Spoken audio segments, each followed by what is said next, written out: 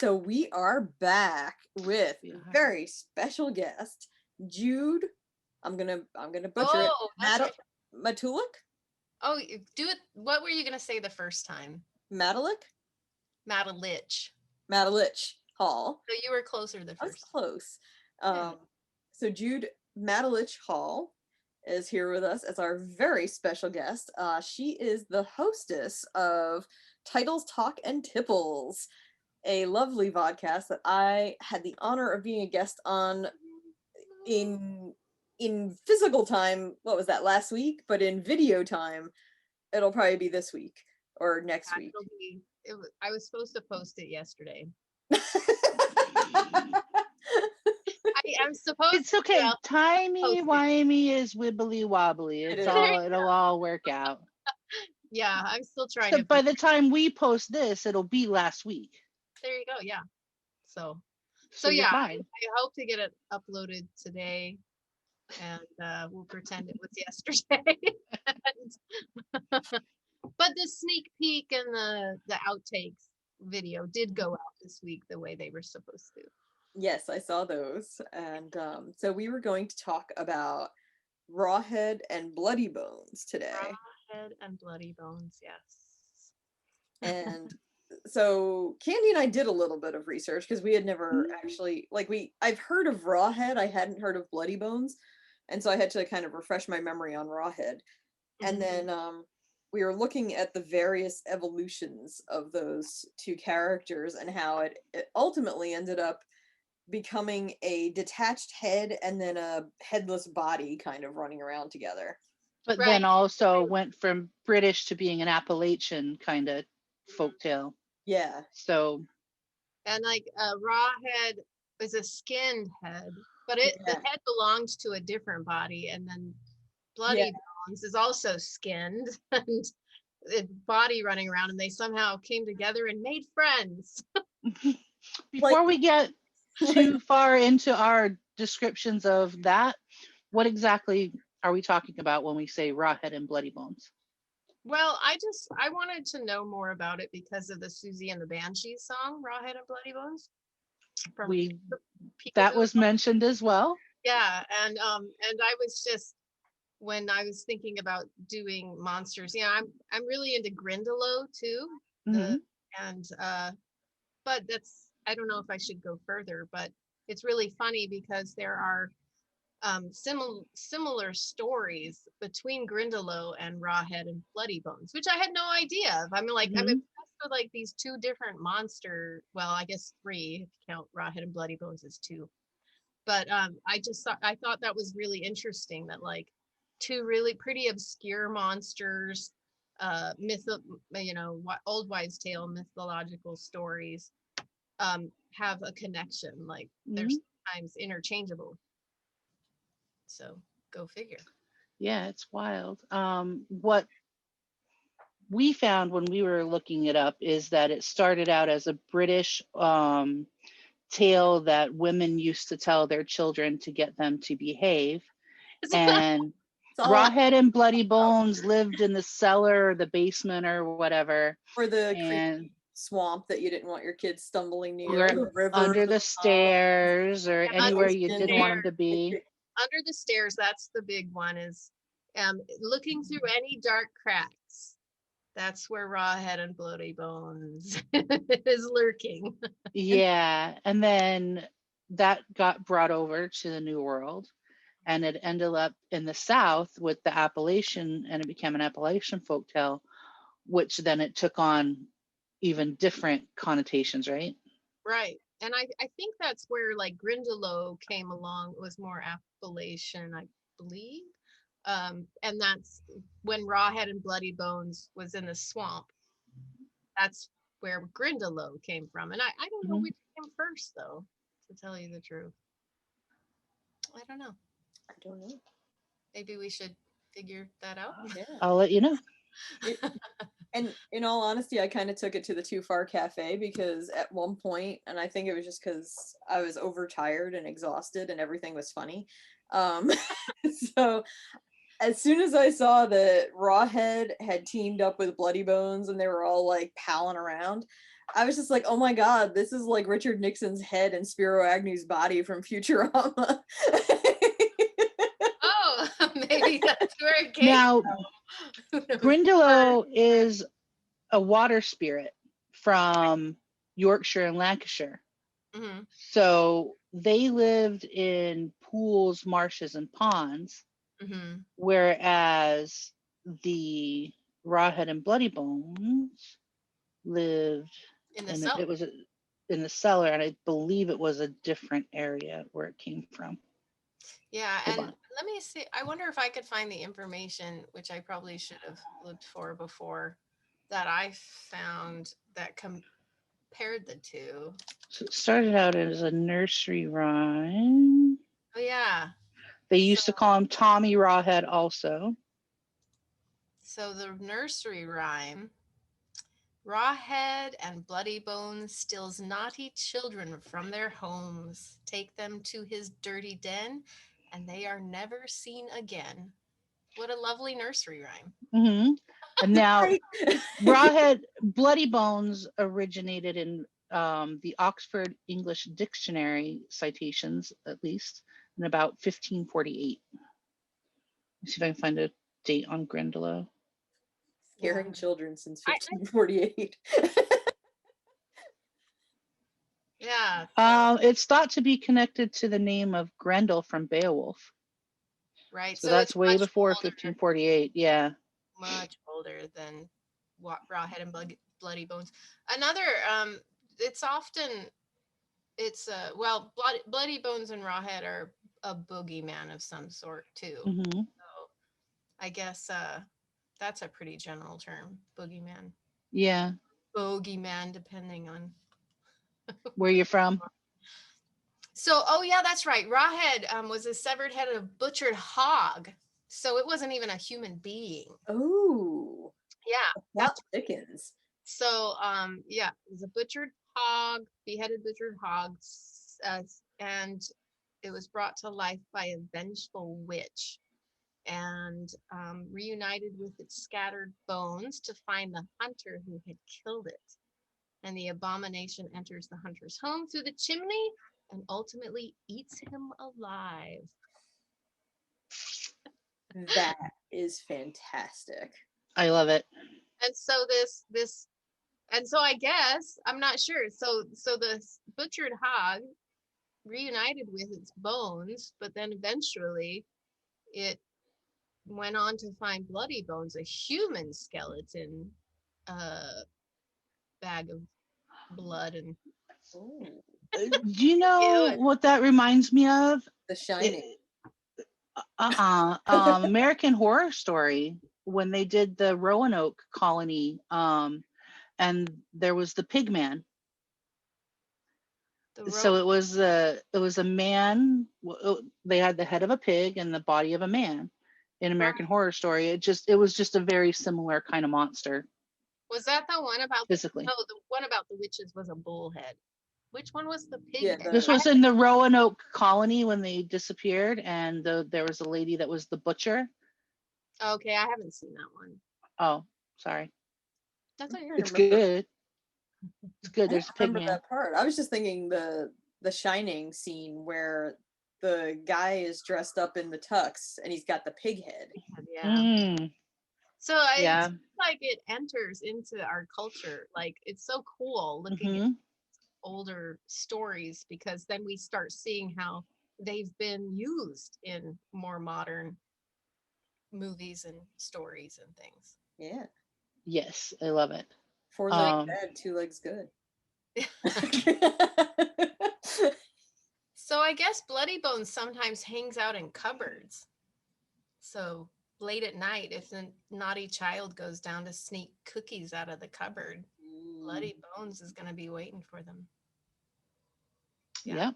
That's creepy. I was just telling Candy what happened to me last night at 1:17 a.m. because I recorded it on my sleep recorder app. My door opened. Oh, My bedroom door opened. I heard the doorknob turn and it pushed open, and I have very heavy doors in the house, and the door opened and you don't hear footsteps, or anything like that. The door just opened. Just opened. And I figured it was my kid, and I'm waiting for him to like climb into bed or anything because he had a bad dream or something. Because he was telling me all about this YouTube channel that his friend showed him where they face their worst fears. And so I'm like, okay, so it's my son, and he clearly must have had a night terror or something, but he never that wasn't him. It wasn't him, and you Wasn't don't have him. cats. Wasn't my husband. I don't have a cat. It was Rawhead and Bloodybones. Maybe it was. I don't know. I don't know what it was. That's a first for me. That was an absolute first. Like, weird stuff's been going on like the last few days. Candy witnessed the first bit of weird strangeness. With the electric stuff. Yeah, that was so bizarre. And the internet went out. So I'd been out in the garden and I thought my phone was buzzing in my pocket, and it wasn't. And then I came back inside and all of a sudden like the transformer blew and our power blinked out. And I was like, well, that was weird. And then when I was on a video call with Candy and we were planning, I guess, the questions and stuff and doing the research for Rawhead and Bloodybones, and then I stood up and I felt that vibration again, and I was like, oh my god, there's that weird vibration again, and all of a sudden the internet cut out. So it's just what like that vibration was. Rawhead and Bloodybones. Well, I was actually going to say there was your story, the for sale or rent, because there was a vibration in that story. Well, that's the weird thing. So I've been hearing that intermittently on and off. The hum. Again. Yeah. And is it before or since we made fun of the Golden Gate Bridge sings the hits? It was before.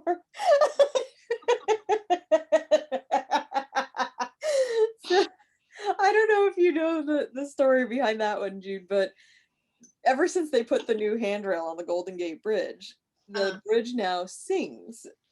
Oh. And so people have recorded the sound from the bridge from miles away. Oh driving people nuts. Reunited.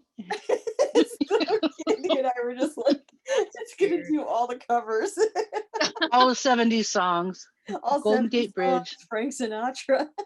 Oh gosh. That would be glorious. The Golden Gate Bridge sings Captain and Tennille. Oh my god, if they could get it to sing like ABBA, all of ABBA's greatest hits, how freaking amazing would that be? So is it just like this consistent tone? No, Mm-mm. it depends on the speed and angle of the wind hitting the bridge. So sometimes it's really high pitched, sometimes it's really low pitched, sometimes it's like, and it kind of does like all these weird noises. And you would think that'd be cool if they could do something awesome with it. Like in Croatia, they built this, and it's I can't remember what it's called. I suppose I could look it up, but it's just a concrete pad that the waves come into, and they designed it so that it actually makes these harmonious sounds, and people, it's just like so meditative and peaceful and beautiful. It'd be cool if they would actually get some engineers in there that can work with that would be tonal awesome. qualities. well, you would think an engineer somewhere would have thought about this before they put the new handrail on. Well, yeah. Some people are just like, I'm just going to drill this and weld this, and they have no musical inclination whatsoever. Whereas with the Croatian thing, they actually thought about it, of like the way these waves come in. And I can't remember how how it came to be. Like, I don't know what you're talking about, and it's really cool. And they also did the Singing Highway. I can't remember where they put that one though, where they put grooves into the asphalt. Oh, and they have a sign that says you have to drive at this speed limit to get the full effect. And it actually keeps people from speeding. Oh, yeah. Because everybody's like, "Ooh, a singing highway," and all of a sudden they drop their speed down to what it should be. And do you know where that is? I can't remember. Maybe I want to say it's in the Midwest. What? Maybe we should look it up so people. Tell you in a sec. Yeah. Here, I'll look up the Croatian thing, and I'll look up the Singing Highway. And then someone can do the talking to keep. The Singing Highway is in New Mexico. There we go. Oh, see, I'm from New Mexico and I've never heard of that. When was it made? Not that long ago. 2014. Yeah. Well, that's why I haven't lived there since 1999. Because I remember seeing a At this point, are you actually still from there, or are you from where you are now? I think at this point I'm from where I am now. So Oregon. Yeah. Okay, so it's called the Zadar Sea Organ. It is Yeah. pretty cool. Zadar, and it's in Croatia. And Oh wow, there's a musical road in South Korea too. Just now that I'm looking at them. Nice. Oh, cool. We'll have to put all the links in. So, and the link to the singing bridge is in our other episode. Nice. Because those were just wild. It was like the bridge was screaming. And people were like, it's so loud. Yeah. That's so weird. And this is in San Francisco. It's the Golden Gate, yeah. Mm-hmm. So my husband works on a boat and they're down in San Francisco right now. So I wonder if they're experiencing any of that. He hasn't said anything. That's weird. I But, wonder if they're already working on it to make it not do that. He does work he's in the galley. So but I mean, he does come up and take pictures and everything. So I'm wondering if he probably just ignores it. Like, yeah, I mean, yeah, he's a sailor. It's like, I'm just doing my job. What does that sound? I don't care. It's Siren Song. If I listen to that, I'll get lost to the sea. A Navy boat or a fishing boat? Actually, he's on a dredge boat. Okay. Yeah. They keep the bays and the rivers, the big rivers, clear. Mm-hmm. Yeah. Cool. Yeah, he may be like insulated from it then. Maybe. But is it happening like all the time? Every time the wind picks up to a certain speed. I don't think it's happening like all the time, but I'm imagining there's a lot of wind coming through there. I would think so. It's a really big area. Yeah. So I can't imagine it's not doing it all the time. I guess it's just a matter of how loud it screams. Oh God, they call it the singing bridge to try to soften the blow. It's like, it's the screaming bridge, guys. The screaming bridge. Well, there was I think it was the Tappan Zee that had like the holes in it. Mm-hmm. And so when the cars would go past and stuff, you'd hear like this weird sort of moaning going on, and it sounded horrifying. No, the Verrazano makes some weird noises. Yeah, and the Tappan Zee, that one section, had the girders with the holes in them, so that the wind would go through it. But it also made this like horrible, creepy noise. And I mean, the Tappan Zee was already terrifying to begin with because you got like, what was it, 3 miles of bridge? Yeah, and it's like. You could feel it moving, and it was condemned. Oh God, a while ago, and it's going like we're still driving on it. Well, they just replaced it now, but for a minute there, they had traffic diverting onto the old bridge, and it's like, no, you come this way, and all the other people going into the city go on the new part, and everybody's like, I don't want to go on the old bridge. So does he still make noise or no? I don't think it makes noise anymore, and it probably doesn't move as much either. I've never come across this stuff. I'm just like boggled that it was a scary bridge. I mean, the Tappan Zee, it was going into Tarrytown, I think. I'm trying to remember what part it connected to on the other side. I want to say Pennsylvania, but I don't know. I feel like, yeah. Because we'd always take the Tappan Zee into New York to see my grandparents when we'd go to the Bronx. So it would always connect over by Tarrytown. And that's how I always knew that we were coming into New York, because the radio stations would change. And instead of having like country music, all of a sudden we get like the city music. And so inevitably Baker Street would be playing. Yeah, it was Tarrytown. Yeah. And my dad used to work in Tarrytown when he was a chemist. So yeah, we'd always go that way, but it was always Baker Street always seemed to be on, or any song that had a Hammond organ playing in it. because it was the 70s and early 80s. I will go out of my way, even still, to take the Verrazano so that I don't have to go on the Tappan Zee, because I was traumatized by it so bad. Because they only stopped using it in 2017. Yeah. And only because they replaced it with a new bridge. Because it was condemned in like 2000. Yeah. It was condemned for a long time. And they were still using it. Yeah. Oh, yeah. That's crazy. Yeah. You could see like pieces through the asphalt Yeah. stuff, It like was. right down to Hudson. That's the big thing that's been happening for like the last couple of decades, though, is like I'm on the Columbian River, and so and in Astoria, Oregon, it's where three rivers come together into the Mhm. mouth of the ocean, Pacific. And so of course we're like surrounded by bridges. And as long as I can remember living here, they have been working on the bridges, and they just finished the big bridge, the Mager Bridge, and last year. And there's two other bridges heading to other places, and they supposedly finished the one last year, but they're working on it again. So it's like, yeah, the infrastructure of the United States has been screwed for a while, but I get everywhere they're rebuilding. So Well, yeah. Big time. it's okay. I mean, Crazy. it would make sense though, because stuff runs out. Yeah, It yeah. wears out. So Impermanence, everything's impermanent. yeah. Yeah, but you still have bridges in New York that were built in like the 1800s that are doing just fine. They just need minimal repair because Yep. they were built so solid. Yeah, I think because people took their time. Yeah. It was And a they had crafts. slower, Yeah. time, and things weren't so disposable back then. And we build things so disposable now. And Yeah. I don't know about bridges. Like the bridge here, it was only built in like the 1960s, I think. Like they had a ferry. It's this 5-mile wide river. It's huge. This is between Oregon and Washington.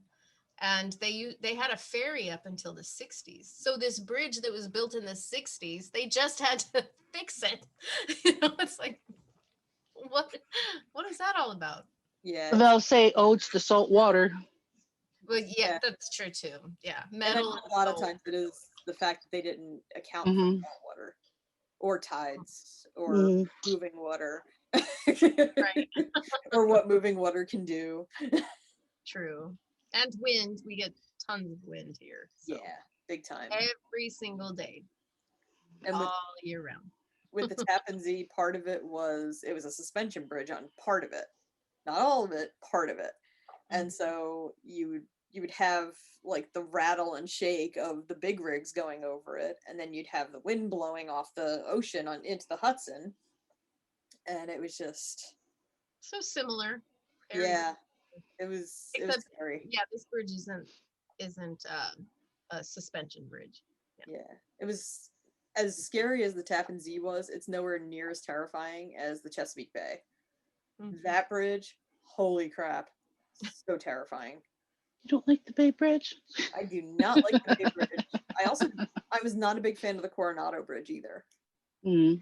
If you got a bridge that has signs telling people to call a suicide hotline, and then at various points up the bridge, like, you're gonna have these broken bones, you're gonna have this happen to you, you are going to die if you jump off here. Oh yeah. Well, and I mean every year we have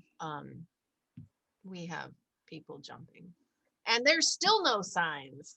Like it's Oh, well, I mean, with the Coronado, it's like, okay, like, I guess because they don't want people jumping onto a Navy ship that's going underneath it. Yeah.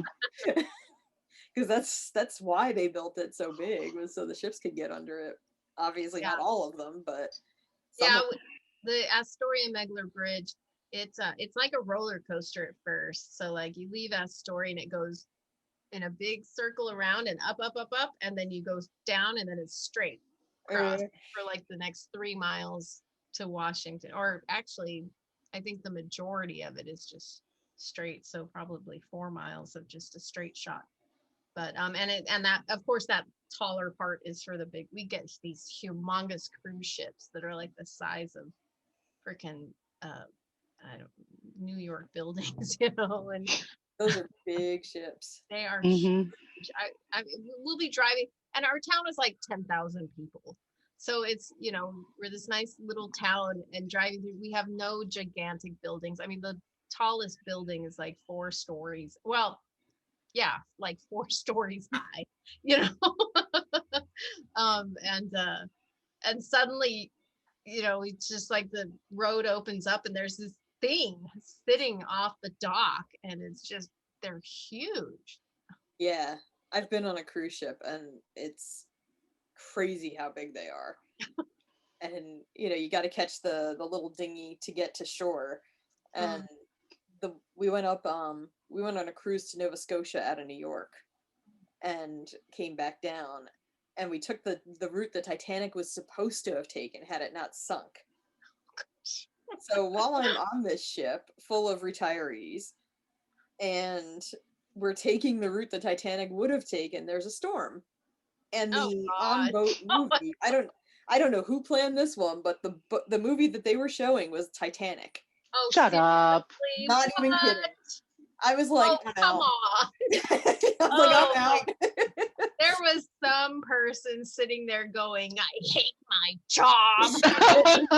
Yeah. I hate all of these So people. true. Like, I'm going to schedule the Titanic as their, oh yeah. And the worst part was it was a storm and the ship's rocking.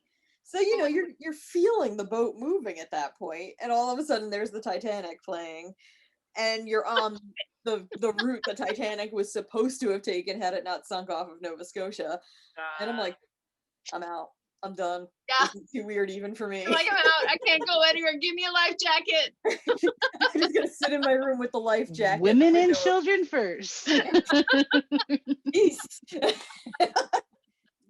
Yeah, it was weird. It was so weird, especially when we'd go like 12 miles out so that everything was legal because we were in international waters, and you couldn't see land anymore. Yeah. And I was like, I'm not cool with this. I want to know that I can get back to shore without getting eaten by a shark. But yeah, it was weird. Very weird. Did they play that song from the movie? They played the whole movie, so I'm assuming they played the song at some point. I didn't stick around to watch it or find out. I was like, I'm out. Yeah, that's too much. That's like, I don't know. I kind of feel like that's tempting fate way too much. But and you're here. Yeah, and I mean, this is years before Final Destination came out, so. If Final Destination had come out already, and then I experienced this, I'd be like, I'm doomed. Well, it's been nice knowing everybody. Yay, we're doomed! Yay, we're gonna die as a family. The family that goes on a cruise together sinks together. Oh my god. And I think I would have been more afraid had there been a live band on the boat too. Yeah, the live orchestra. There was no live band. So that was the one saving grace. I was like, okay, good. That was my favorite part of the movie. Was that the band just like got back? Mine was the staircase. The staircase was gorgeous. The staircase was amazing. Yeah. Well, I'm a violinist, so of course, anytime there's an orchestra, and it's like, that's the craziest thing is that the orchestra of all people decided to stay. I'm like, can I cuss on here? They were probably British. I'm out of here. I'm taking my violin and I'm getting on one of those lights. I'm not on that note. We are out of time. It goes by so fast. We're gonna have to chop this up into 2 pieces. So stay tuned for part 2.